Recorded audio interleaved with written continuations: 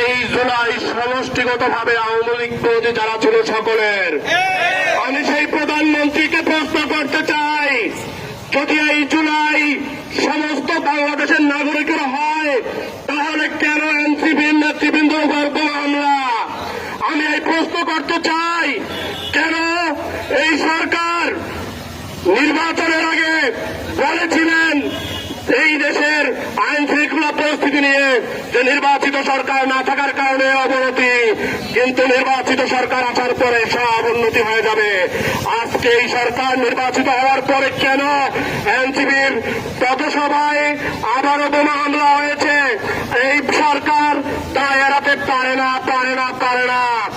যদি বলে এই সরকার, আমরা দেখেছি ট্রাম্প কার্ড খেলতে চাচ্ছে, পূর্ব ঘোষিত স্ক্রিপ্ট দুর্বল এরকম সংবাদ প্রচার করতে চাচ্ছে। আমি এই সরকারকে আবারও প্রশ্ন করতে চাই, যদি এই ট্রাম্প কার্ড আপনারা খেলেন, তাহলে আমার একটা প্রশ্ন সরল মনে থাকে, একই সময় আমাদের সমাবেশে কেন কারেন্ট বন্ধ করা হয়েছিল? এই কারেন্টের পিছনে তো ফ্যাসিস্ট সরকারের হাত থাকার কথা না, বর্তমান সরকার এই সব নিয়ন্ত্রণ করে। তাহলে কেন কারেন্ট বন্ধ করা হয়েছিল? একই টাইমে কেন হামলা করা হয়েছিল? একই টাইমে কেন প্রশাসনের দুর্বলতা দেখা দিয়েছিল? এই সরকার এর জবাবদিহি নিশ্চিত করতে হবে।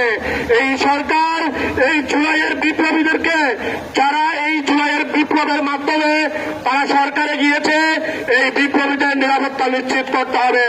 নাথাত এই সরকারের যেন ব্যর্থতার দায় মাথায় কাঁধে নিয়ে এই গদি থেকে পদত্যাগ করে।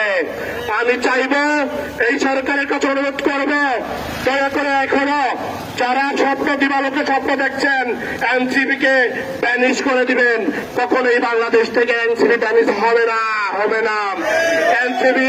এনসিপি জুলাইয়ের গড়া দল, জুলাইয়ের নেতৃত্ব যারা দিয়েছে তাদের হাত ধরেই কিন্তু এনসিপি প্রতিষ্ঠিত হয়েছে। ইনশাল্লাহ বাংলাদেশে তাদের হাত ধরেই এনসিপি সংসদে যাবে, ক্ষমতায় যাবে, জনতার কথা বলবে। এই বলে আমি আমার বক্তব্য শেষ করছি। আল্লাহ হাফেজ।